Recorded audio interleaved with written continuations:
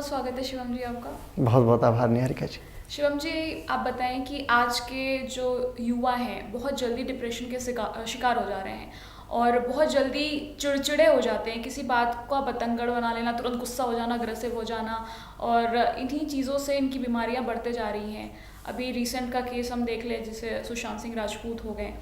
तो बताइए कि कैसे आज के जो युवा हैं डिप्रेशन से अपने आप को बचाएं, और डिप्रेशन इसे बोलना, एक छोटी छोटी चीज़ें को डिप्रेशन बोलना सही है, और आप हमें बताएं कि इसके लिए योगा कुछ है करने के लिए, और क्या गंभीर अपना आए दिन का जो रूटीन होता है वो कैसे बनाएं ताकि बच्चे अपने दिमाग से निकाल सके कि डिप्रेशन में हूँ मैं। जी जी जी ज़रूर। मित्रों, आज जिस विषय पे हम लोग बात करने वाले हैं बड़ा ही ये सार्वभौमिक विषय है। आप सब, अब तो समस्त संसार या तो सुख से या तो दुख से ग्रसित ही ग्रसित है। आप जब बात करते हैं किसी ऐसे विशेष रोग की जो आपके आतिदैविक शरीर के इतर आपके मानसिक अवस्था पे बहुत ही कुठाराघात करता है, तो इसके लिए सिर्फ एक साधन और साध्य, वो है योग। आइए योग सीखते हैं और फिर डिप्रेशन पे भी एक अपना यौगिक कुठाराघात करने का प्रयास करते हैं। तो जब हम बात करते हैं डिप्रेशन की, जब हम बात करते हैं टेंशन की, तो हमें ये समझना होगा सबसे पहले जो बहुत महत्वपूर्ण चीज़ है, योग की परिविधा के अनुरूप भी, आयुर्वेदिक परिविधा के अनुरूप भी, और साथ में आपके समस्त जैविक और अजैविक क्रियाविधियों के अनुरूप भी। इसमें क्या होता है डिप्रेशन में? डिप्रेशन के दौरान जब आप, एक बात तो ये आप याद रखिए, आप किसी भी क्षण जब आपके अंदर थोड़ा भी किसी विषय वस्तु को लेकर तनाव का प्रादुर्भाव हो रहा है, तो इस अवस्था के दौरान आप ये बिल्कुल मत सोचिए कि आप डिप्रेशन में घुसते चले जा रहे हैं या आप डिप्रेस हो चुके हैं। डिप्रेशन एक बहुत बड़ी अवस्था मानी जाती है मित्रों। जैसे आजकल एक बात चलती है, सर्वाइकल हो चुका है मुझे, भाई सर्वाइकल तो फिर मुझे भी हुआ है, क्योंकि सर्वाइकल एग्जाम्पल के तौर पे सर्वाइकल तो हड्डी का नाम है, सर्वाइकल तो हर व्यक्ति को है ना। सर्वाइकल स्पॉन्डिलाइटिस रोग होती है। ऐसे ही आप समझिए, ये अंग्रेजी की जब हम बात करते हैं ना, तो अंग्रेजी हमारे मस्तिष्क में कुछ अलग तरीके से घर कर जाती है। हम समझते किसी और विषय वस्तु को हैं और आता कोई और विषय वस्तु है। फॉर एग्जाम्पल एटीट्यूड, यदि बात करें कि ये इसका एक अपना एटीट्यूड है। एटीट्यूड का मतलब, अब सामान्य व्यक्ति तो उसको घमंड के तौर पे लेता है, लेकिन एटीट्यूड का मतलब होता है एक अपना दृष्टिकोण। किस दृष्टिकोण से आप देख रहे हैं? सपोज कीजिए 6 लिखा है, तो उसको मैं अपने एंगल से देख रहा हूं, मेरे एंगल से वो 6 है, आपके एंगल से वो 9 हो सकता है। ये एटीट्यूड, ये दृष्टिकोण की बात है। वैसे ही डिप्रेशन एक शब्द है। डिप्रेशन की जब हम बात करते हैं तो हमें ये बहुत अच्छे से समझ लेना चाहिए मित्रों कि डिप्रेशन मतलब डिप्रेस होना किसी विषय वस्तु में, बिल्कुल जहां पे आपने गिव अप कर दिया, वो विषय वस्तु डिप्रेशन की अवस्था होती है। जहां पे आपके पास कोई और चारा नहीं है, कोई और रास्ता नहीं है जिस पे आप अपनी परेशानियों से उबर पाए। ये पूरा विश्व अलग अलग परेशानियों से गुजरता है, आप अकेले तो हैं नहीं। और आप डिप्रेस क्यों हो जाते हैं? क्योंकि आपकी जो मनोभौतिक अवस्था है, जो आपकी आत्मिक स्वरूप है, उसमें कहीं ना कहीं कमजोरी है, और इस कमजोरी से उबर जाने के लिए ही योग बहुत ज़रूरी साध्य है। ये एक ऐसा साध्य है जहां पे आप खुद को साधना के माध्यम से खुद को तो साधते ही हैं, साथ में आप अपनी मानसिक अवस्था को बहुत प्रबल बनाते चले जाते हैं। अब जब हम मानसिक अवस्था की बात करते हैं तो हमें एक बहुत अच्छी चीज मिलती है अष्टांगा योगा में, वो है प्राणायाम, वो है धारणा, वो है ध्यान। ये कैसे होता है? आज हम प्राणायाम, धारणा और ध्यान को भी सीखेंगे कि हमारे डिप्रेशन में, हमारे टेंशन में, हमारी साइकोसोमैटिक प्रॉब्लम्स में धारणा और ध्यान का क्या महत्व है। मैं आपको एक उदाहरण बताता हूं। विवेकानंद इंस्टीट्यूट, योगा साइंस का एक इंस्टीट्यूट है साउथ में, उन्होंने एक रिसर्च की इसके ऊपर, बाकायदा उन्होंने एक अपना पेपर इंटरनेशनल रिसर्च पेपर में पब्लिश किया, और ये बताया कि वास्तव में जब हम प्राणायाम करते हैं तो हमारे मानसिक अवस्था में जो हमारा कॉर्पोर एक्वाड्रिजेमिन है, हाइपोथैलेमस है, जो हमारी पोन्स है, जो हमारी मेडुला ऑब्लंगाटा है, जो हमारे मस्तिष्क की तमाम संरचनाएं हैं, इन संरचनाओं पे बहुत उम्दा इफेक्ट पड़ता है। क्यों? क्योंकि प्राणायाम में ऑक्सीजन इनटेक इंप्रूव होता है, और ये ऑक्सीजन इनटेक आपके ब्रोंकियल्स ट्यूब्स, आपके ब्रोंकाई, आपके एल्वोलाई सैक के माध्यम से होते हुए आपके ब्लड वेसल्स में जाता है, और ब्लड वेसल्स का ऑक्सीजन आपके कोशिकाओं में जाता है, और मस्तिष्क में, जैसे मस्तिष्क की जाने वाली कुछ परम प्रक्रियाएं, जिसमें भ्रामरी प्राणायाम हो गया, इसके अलावा कपालभाति भी बहुत महत्वपूर्ण है, साथ में नेति भी करते हैं, वो भी आपके टोटल आपके साइनस वाले इलाके के लिए बहुत महत्वपूर्ण, और माइनर उसका इम्पैक्ट आपके मस्तिष्क के ऊपर भी है। तो जब हम बात करते हैं इन आसनों की, इन प्राणायामों की, इन क्रियाओं की, तो ये आप प्राप्त करेंगे कि आपके मस्तिष्क की परिविदा के लिए अत्यंत उपयुक्त और सुटेबल होती चली जा रही है। जब हम बात करते हैं फॉर एग्जाम्पल, अब आपको क्या करना, कैसे आप एक आसन में बैठ जाइए, चाहे तो आप ऐसे इस तरीके का आसन लगा सकते हैं, आप सीधे बैठ सकते हैं सामान्य अवस्था में। प्राणायाम कैसे करना है, तो प्राणायाम के लिए आप अपने अंगुष्ठ से अपनी एक नासिका को बंद करना सीख लीजिए और अपनी तर्जनी को, अपनी मध्यमा जो है, तर्जनी को हटा दीजिए, मध्यमा को ले लीजिए और अनामिका, मध्यमा माने मिडल वन और अनामिका का मतलब रिंग फिंगर, इन दोनों उंगलियों को लेके तर्जनी को दूर रखना और अपने कनिष्का को भी अलग रखना है। आप अपने अंगुष्ठ से अपने नासा छिद्र को बंद कर लीजिए, फिर श्वास लीजिए ढेर सारी, फिर श्वास पे एक्सेल कर दीजिए ये, फिर दूसरे नासा मतलब अपने मध्यमा और अनामिका से आप अपने दूसरे नासा छिद्र को बंद रखें, फिर श्वास लीजिए, श्वास छोड़ दीजिए। ये प्रक्रिया मैं बताऊंगा कि कैसे, ये तो आपकी मुद्रा हो गई जिसमें आपको किस शांभवी मुद्रा या कौन से मुद्रा के माध्यम से आप अपने प्राणायाम को एग्जीक्यूट करना शुरू करेंगे।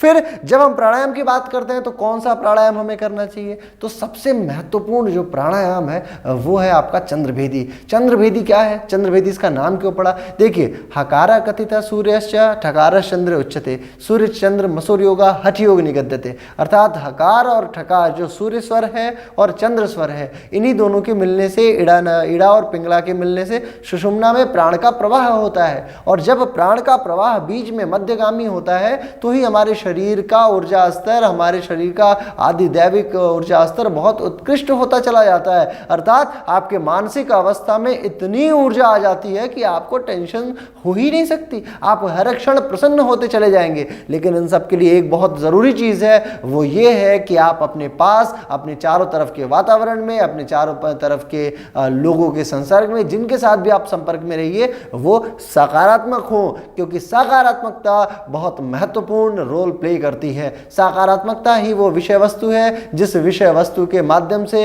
आप अपने आप को बहुत ऊंचा उठाते चले जाते हैं। सकारात्मकता ही वो वस्तु है जिसके कारण आप बड़ी सी बड़ी परेशानियों में उबरते चले जाते हैं। इसमें हजारों कहानियां हैं।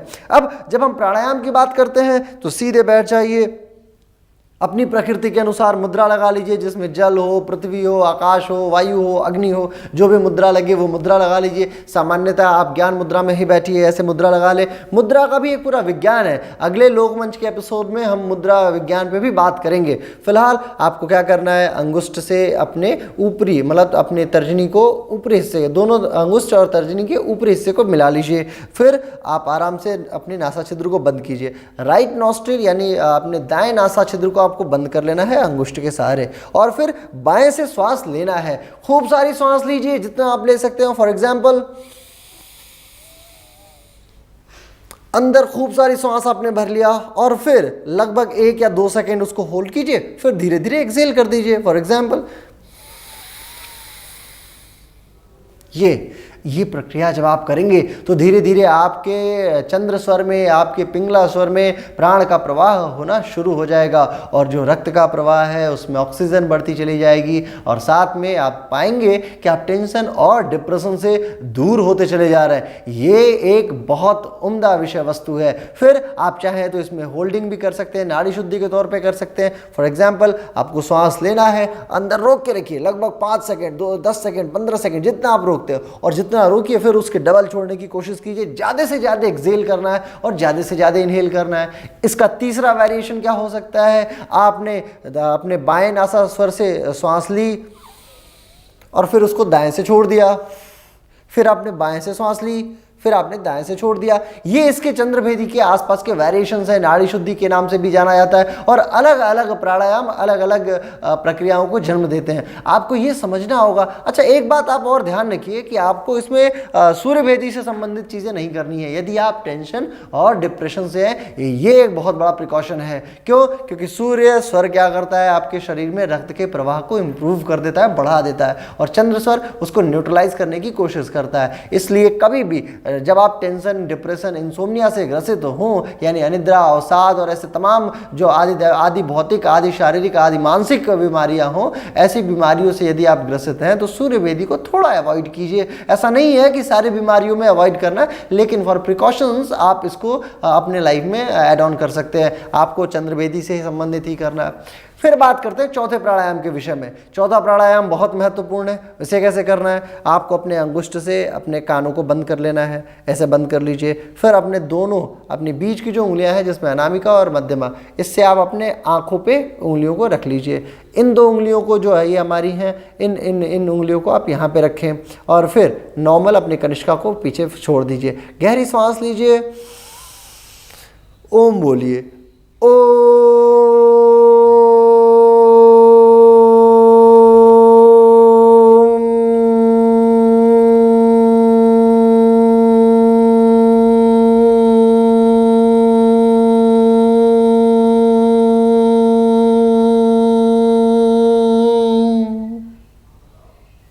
फिर तुरंत अपने आंखों को मत खोलें, आप धीरे धीरे हाथ को रब कर लीजिए, अपनी आंखों पे थोड़ा सा मसाज दीजिए, सीलियरी मसल्स पे थोड़ा सा मसाज दीजिए, हथेलियों के अंधकार में हाथ आंखों को खोल लीजिए और फिर पहले हाथ को देखिए, फिर धीरे धीरे आप सामने देखना शुरू करें। ये क्या था? ये था भ्रामरी प्राणायाम। भ्रामरी का तात्पर्य होता है मित्रों भ्रमर के समान गुंजन करना। भ्रमर का मतलब होता है भौरा। भौरा जैसे गुंजन करता है, आप ओ ऊ म बोलिए। ओ बोलते हैं आप, फिर ऊ बोलते हैं आप और फिर म। जितना बड़ा ओ उतना ही बड़ा म। और जब आप म बोल रहे हो उस दौरान अपने दोनों दांतों के ऊपरी अपर प्लेट को और लोअर प्लेट को आपस में रब कीजिए जितना ज़्यादा हो सके। जब आप रब करते हैं तो आपकी वॉइस जो है वो बहुत वाइब्रेट होती है और ये वाइब्रेशंस आपके मस्तिष्क की बहुत छोटी छोटी जो स्मॉल कैपिलरीज हैं उसमें घुसती चली जाती है। जो छोटी छोटी आपकी नलिकाएं हैं, कुपिकाएं हैं, वहाँ तक ये वाइब्रेशंस ब्लड को पहुँचा देती है। और छोटी नलिकाओं में रक्त का प्रवाह, यदि छोटी नलिकाएं खुलने लगी तो आपको टेंशन हो ही नहीं सकती, रक्त का प्रवाह इंप्रूव हो ही नहीं सकता। और टेंशन के कारण जो अन्य बहुत सारी बीमारियां हैं जैसे ब्लड प्रेशर का होना, शुगर का होना और ऐसी तमाम चीज़ें हैं, वो उनसे आप धीरे धीरे दूर होते चले जाएंगे। अतः आपको ये समझना होगा कि प्राणायाम आपके लिए बहुत महत्वपूर्ण है। इसके अलावा आप क्या कर सकते हैं? आपको सूर्य नमस्कार करना चाहिए, आपको ताड़ासन करना चाहिए, आपको तिर्यक ताड़ासन करना चाहिए, कटी चक्रासन करना चाहिए और स्थिर कारक प्रक्रिया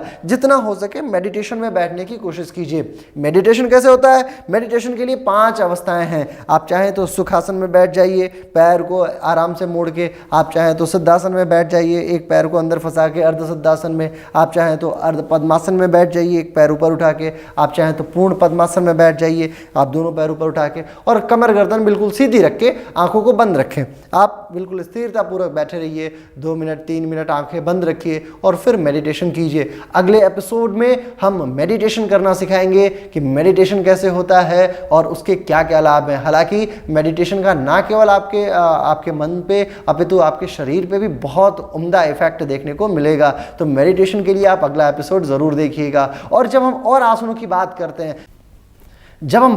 हैं कुछ आसनों की पैरों से संबंधित, तो आप आराम से पैरों को फैला लीजिए, पैरों की उंगलियों में मूवमेंट देना शुरू कीजिए, पंजों को थोड़ा थोड़ा घुमाइए, इन टखनों को थोड़ा बहुत राउंड में, फिर अपोजिट डायरेक्शन में, फिर घुटने से संबंधित, फिर पैर से संबंधित बटरफ्लाई हो गई। फिर आप चाहें तो धीरे धीरे आगे झुकना शुरू कर सकते हैं, चिन को टच करने की कोशिश कीजिए। मतलब जितनी भी प्रक्रियाएँ हैं जो आपके लिए स्ट्रेचिंग, आपके ब्लड फ्लो को इम्प्रूव करती हैं, इन आसनों को कर सकते हैं। और कुछ एक आसन है जिसमें फॉर एग्जाम्पल आप ऊष्ट्रासन कर सकते हैं। इसके लिए आप अपने दोनों पैरों के घुटनों पे आप ऐसे खड़े हो जाइए। आप चाहें तो दोनों हाथ को पीछे ले जा सकते हैं, पैर को पकड़ लीजिए और फिर गर्दन ऊपर करने की कोशिश कीजिए। यह आपके स्पाइन पे बहुत अच्छा इंपैक्ट दे सकती है। फिर आप चाहें तो थोड़े बहुत और आसन जिसमें मत्स्येंद्र हो सकता है, मत्स्येंद्र को भी आप यूटिलाइज कर सकते हैं। स्थिरतापूर्वक अपने पैर को पकड़ लीजिए। फिर ये वो आसन है मित्रों जिन आसन के माध्यम से आप मल्टी लेवल डीलिंग कर रहे हैं। इसको हम योगा में एनएलडीज बोलते हैं। मल्टी लेवल डीलिंग का मतलब भाई मत्स्येंद्र आसन है, इसका सिर्फ आपके पैनक्रियाज पे, आपके लोअर एब्डोमेन पे ही फायदा नहीं है। आप जब इसको कोरिलेट करते हुए जाएंगे तो आप ऐसा महसूस करेंगे कि आप सपोज कीजिए फॉर एग्जांपल, मैं आपको एक उदाहरण समझाता हूँ। पैनक्रियाज जो है वो आपके पिट्यूटरी से रेगुलेट होता है। पिट्यूटरी जो है वो आपके थायराइड को, आपके पैराथायराइड को, आपके थैलेमस को, आपके थाइमस को, इन सबको रेगुलेट करती है। और ये रेगुलेशन जो है, यदि पैनक्रियाज के जो भी तत्व हैं वो जैसे इंसुलिन सिक्रीशंस हो गया, प्रैक्टोज, ग्लूकोज, ग्लैक्टोज मल्टोज तमाम चीज़ें हैं जो आती हैं पैनक्रियाटिक जूस के माध्यम से और पचती भी हैं। तो इन सारी चीज़ों के लिए ये आपके पेट को ठीक रखेगा, और यदि आपका पेट ठीक रहेगा तो आपका मन ऑटोमेटिकली ठीक होगा। तो आपको बहुत बुद्धिमता से अपने सारे योग आसनों को डिराइव करना है और उनको आइडिया लगाना है कि आप किन किन माध्यमों से अपने आप को संतुलित रख सकते हैं। आपको अपने शरीर को कई बार थकाना भी पड़ेगा, बहुत डिफिकल्ट आसन भी करना पड़ेगा, जैसे सूर्य नमस्कार के 20 से 50 आपने रिप्स कर दिया। इसके अलावा आपने प्लैंक पोस्चर को 5 मिनट होल्ड रखा, आपने एप्स से संबंधित बहुत सारे आसन किए। थकने से भी आपको निद्रा आनी शुरू हो जाएगी। तो कई बार आपकी शरीर थकती नहीं है, बहुत लग्जरियस लाइफ होती चली जा रही है, इसलिए नींद नहीं आ पाती है। और इन सब में जो सबसे महत्वपूर्ण चीज़ है वो है 2 चीज़ें। पहला ये कि आप अपने परम प्रिय ईश्वर को याद कीजिए। ईश्वर बहुत शक्तिशाली है और आपके भाग्य का विधाता भी। यदि आपने ईश्वर को, चाहे आप किसी की पूजा करते हो, चाहे आप किसी की आराधना करते हो, ईश्वर हो, अल्लाह हो, यीशु हो, किसी की भी, आप याद कीजिए अपने ईश्वर को और आपका ईश्वर हर क्षण आपके पास रहेगा। और दूसरी जो चीज़ नहीं करनी है वो ये कि आप अपने फ़ोन से पर्याप्त दूरी बना लीजिए। क्यों? आपको टेंशन होने का मैं कारण बताता हूँ। लगभग आप जितने लोग भी देख रहे हैं इसमें 90% लोगों के टेंशन का कारण, यदि आप महिला हैं तो आप एक बात जान लीजिए कि आपका परिवार आपके टेंशन का कारण है। यदि आप महिला हैं तो आपके या तो आपके लॉज में या तो फिर आपके अपने खुद के रिश्तेदार जो हैं वो आपके टेंशन का कारण है। यदि आप पुरुष हैं तो आपकी अपनी रिस्पॉन्सिबिलिटीज़, आपका खुद का भय आपका सबसे बड़ा शत्रु बनता चला जाता है। आपकी अकर्मण्यशीलता, मतलब जहाँ पे आप खुद को हारे हुए महसूस करते हैं, ये डर आपको टेंशन देता है। और जब आप किसी चीज़ से डरना शुरू कर देते हैं तो आप तनाव में घुसते चले जाते हैं।